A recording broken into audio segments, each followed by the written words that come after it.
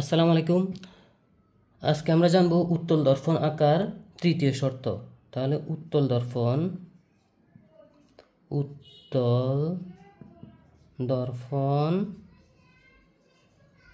আঁকার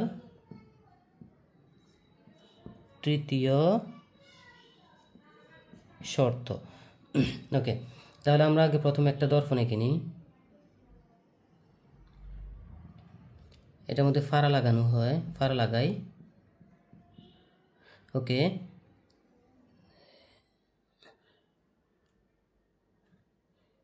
বক্রতার কেন্দ্র C1, বক্রতার কেন্দ্র C2,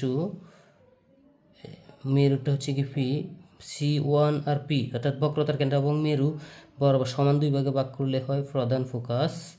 এখানেও একটা প্রধান ফোকাস দিই, প্রধান ফোকাস। ওকে, এটাকে F1 ধরতে পারেন, এটাকে F2 ধরতে পারেন। ওকে, তাহলে 3 নম্বর শর্তটা কি? তৃতীয় শর্ত হচ্ছে গিয়ে আমরা জানি এটা বক্রতার কেন্দ্র। ওকে, বক্রতার কেন্দ্র বরাবর আলোকরশ্মি দর্পণে আপতিত হলে,